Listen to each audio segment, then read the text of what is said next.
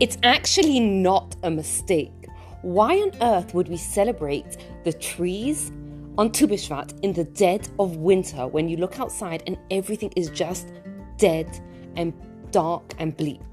Actually, it teaches us the secret to success, to getting through life, and to achieving our goals. Welcome back.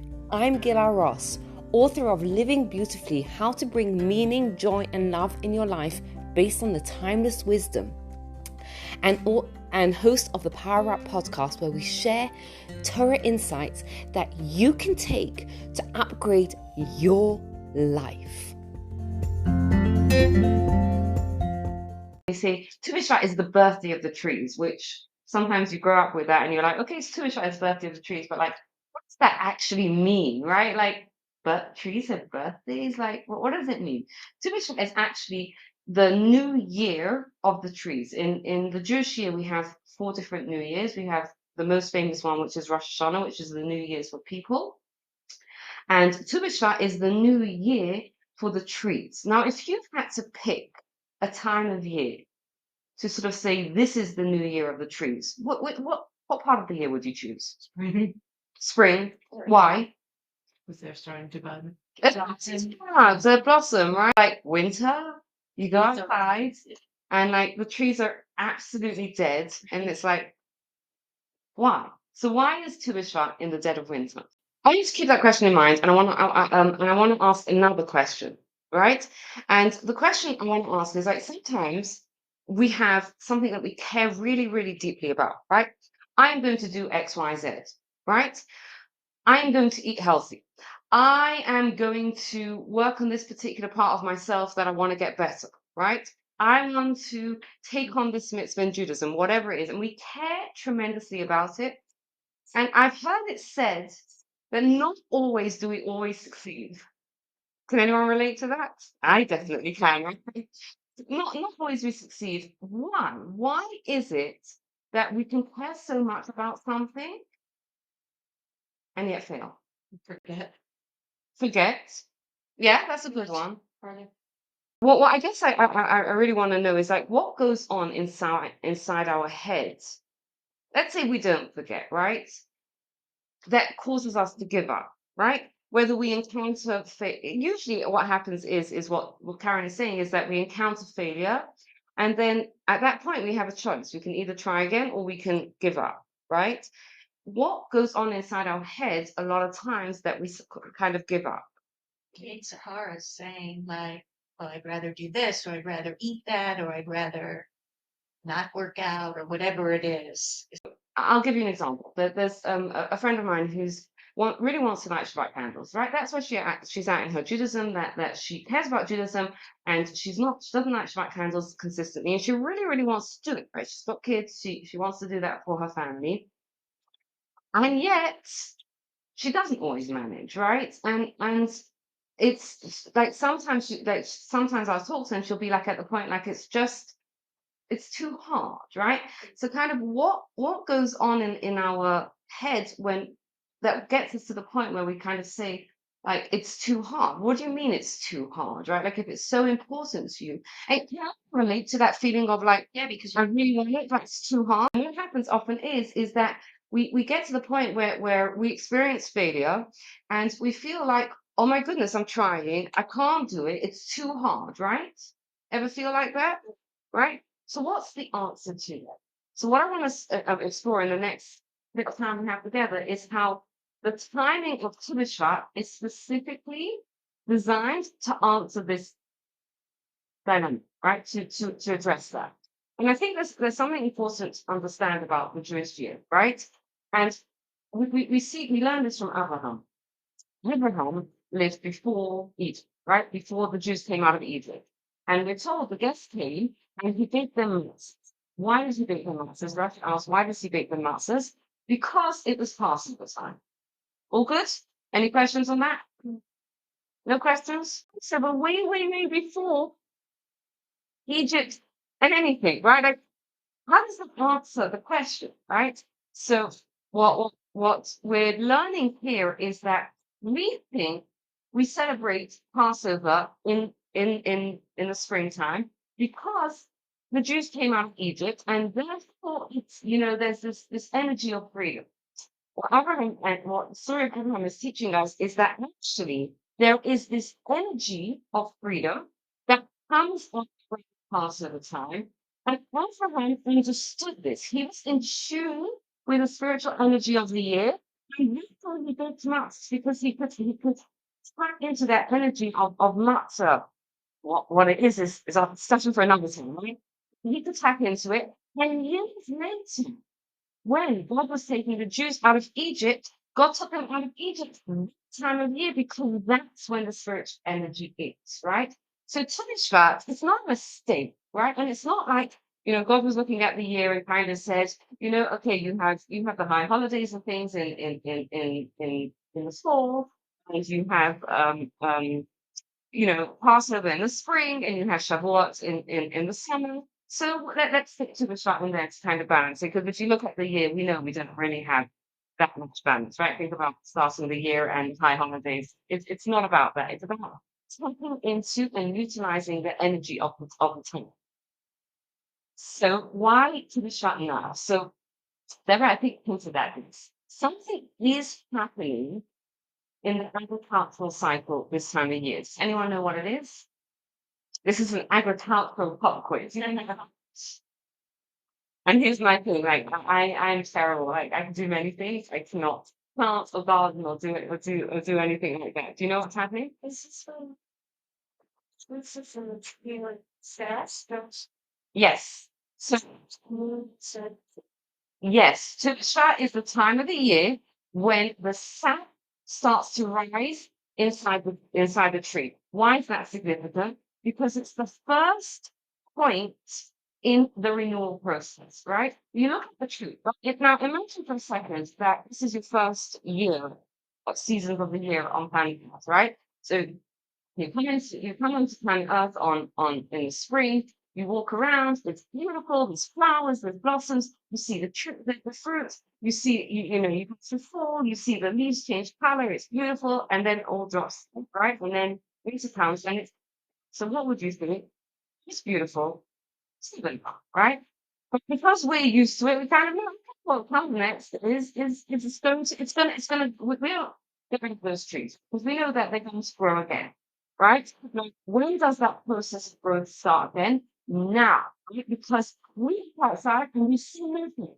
We see absolute nothing. We absolutely nothing. We see snow. We see, bare trees. But internally, the sap is starting to grow. It's starting to rise, which is sending nutrients from the roots into the trees, which will start the process of the blossoms growing and the fruits growing.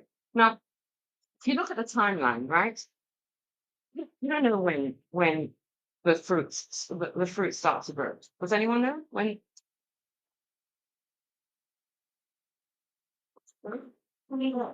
Yes, yes. I'm trying to say is it's everywhere, right? Like six starts to grow. Let's say now we're now in end of January, February, right? So start the blossom starts coming.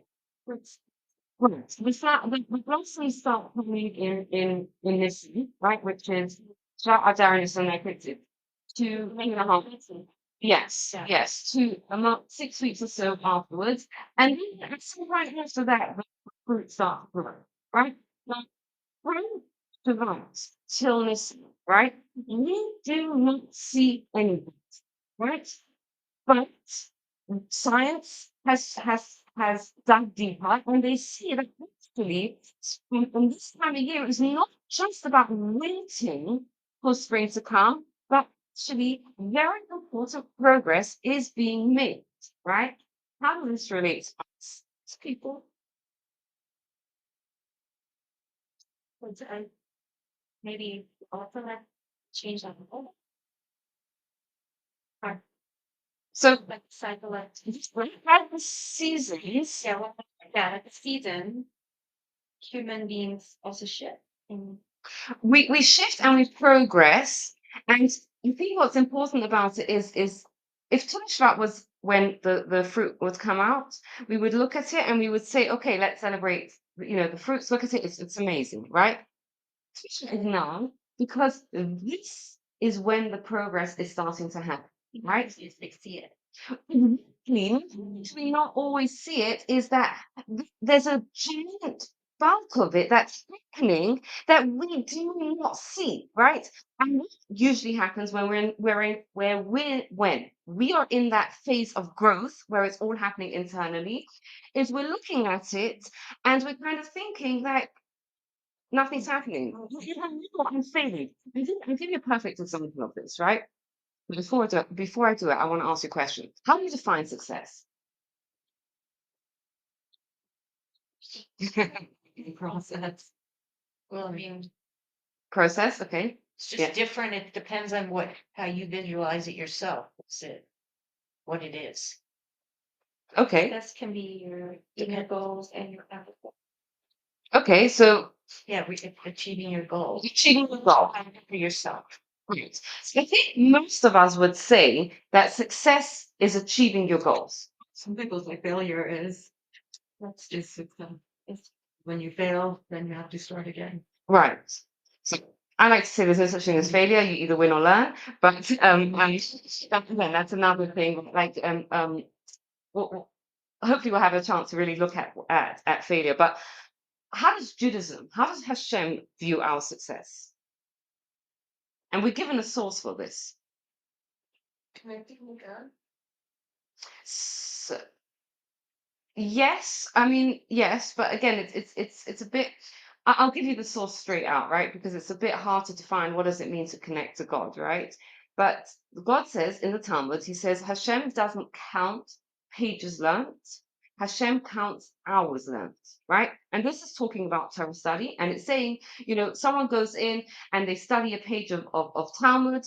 We would think of like, wow, that's a success, right? You finish, you want to go out and you learn a particular part of the Torah and you finish it. You're like, wow, success. That's not how I define success. How do I define success? You go in, you spend an hour studying, that's success, right? And if we bring Effort.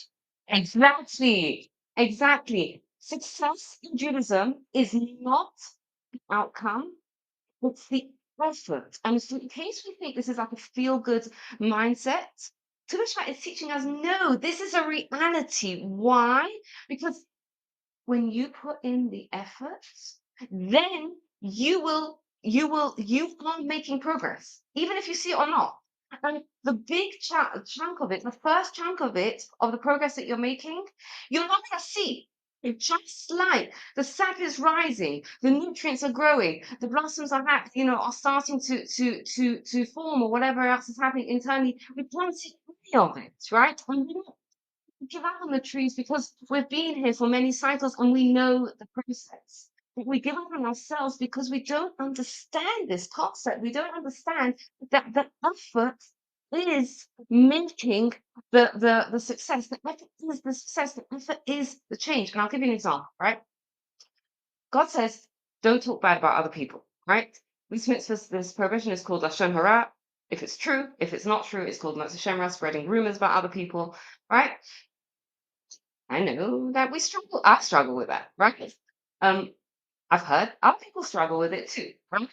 Um, because it's quite a delicious experience to share gossip with other people, right? You meet with friends and you it's just the Torah is given to humans, and it's one of the things we struggle with. Let's say someone wakes up and says, you know what? I really want to work on. I really want to work on bringing more love into this world, and I don't want to bring other people down, and they meet up with friends and the conversation is going in a certain way, and all of a sudden they remember this juicy piece, delicious piece of gossip, right? And they just want to share it with their friends, right? And I can see that we can kind of relate to that feeling. And they're like, that internal dilemma, I really want to share it. Like it's a delicious piece. It'll be a delicious experience for all of us to share that, but I don't want to talk bad about other people, but I really want to share it. And they grapple with that internally. And for 5 minutes, they don't share it. For 10 minutes, they don't share it. And then boom, they share it. Success or failure? Success. Yeah, they waited. Okay. So you're all right. However, I think the person would walk away from that experience feeling like Failure. I failed. Yeah. Now, why are we saying success? They because let's look at it. Yes, they waited, right? They still did the damage, right? They still did the damage of Lashon Hara and everything that that does. But why is it success? And I think those of us that do physical exercise will really understand, right? Because what you're doing, anyone that knows anything about physical exercise, what that person is doing in those 5 or 10 minutes is they are building spiritual muscle, right? And just like you go into a gym, right? I was talking to someone yesterday, and she was saying, she's a runner, right? So she was saying, failure is that, like, if I set a goal to run a sub 2 hour half marathon, right? Half marathon in less than 2 hours, and if I don't hit that, that's a failure, right? Like, now we all know that it's ridiculous. Like, if you run a half marathon in 2 hours and 5 minutes, like, it's ridiculous to think of that as a failure, right? Like, that's success. Yes, you didn't do as well as you wanted, but you still got all these benefits from it, right? And what we understand is just like you go into the gym, right? You can't if it's the first time in the gym, you don't go over and pick up those 50-pound weights, right? Because you can yourself and you're never going to have it. You can start with 1 pound with 5 pound weights and you build up. It's something about systems, right? The problem is I'm talking Lashon Hara, talking Lashon Hara, to never talking Lashon Hara again. You need to build up the spiritual muscles. So what happens is you keep yourself waiting for 5 or 10 minutes, then you build those spiritual muscles, right? And then next time, hopefully you'll be able to keep yourself waiting for 11 minutes, right? And as we all know, if there are days if you again if you work out, go to the gym or you walk or you run or whatever, there are days where you kind of feel better about it and you could do more, and that's right, because that's just how life is, right? There are days, you know, we have days and we have seasons in life where things are easier and harder, right? But every single time, it's not about like how I did today. It's like every single time I'm building up those muscles. And it's the same thing in spirituality. And that's why God says, I don't, I don't count the number of pages you do. Right? Because that's not the point. Right? That's not the point. The point isn't to go in and raise and wait and lift those 50-pound weights. Right? No, the point is to become stronger, right? To become better, right? So, and how do we become that? It's not by the outcome, it's by the process, by the effort. And the effort, the bulk of the effort, we don't necessarily see the progress, right? If you think about the year of the cycle of the year, right? The time of the year where you see the fruit and the blossoms and like it's so small compared to the rest of the year. But the whole process goes through it. Even the leaves, right? Like them falling off. What happens to those leaves? They fall off and then and they go into the ground. Like what they help the ground, they fertilize the ground. Right, that all of that, right? And we can understand this because we dig that science digs deeper and kind of says, hey, there's a bigger picture here. And this is one of the very powerful messages that Tushma is kind of saying is that is teaching us is like, yes, specifically in the dead of winter, when you look outside and you look at it and you're like, why on earth would I celebrate it? You know why you're celebrating it now? Because now is when it's happening. And the same thing for us, right? If we can understand, if we can truly shift our mindset and understand that success is not the outcome, right? It's not the outcome necessarily. Success is about showing up and putting the effort in, right? Go back to my friend who wants to light Shabbat candles. Yeah, I'd love to hear what you have to say.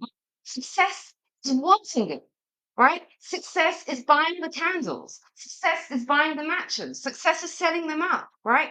Success is saying, oh, I didn't get to it this week, but I'm going to get back onto it next week, right? All of that is the effort that's building those spiritual muscles, right? The same way with our with the idea of lashon hara, right? You don't talk about it. Yes, you're if you then talk about it, because you've done damage. So Judaism has a whole process of how we deal with when we've done damage, right? There's a whole process for that, right? But that doesn't mitigate the fact that you were successful, right? So you have to learn what to do to to repair that damage that happens from the outcome of what happens. But really, success is about the effort, and that's what Tuba is teaching us specifically with the timing this time of year. Thank you for taking the time to listen. If you enjoyed this episode, you'll love my new book, Living Beautifully, available on my website, Amazon, or any good Jewish bookstore. And please take a moment to rate, review, and subscribe to the podcast so you don't miss out. Thank you and have a wonderful day.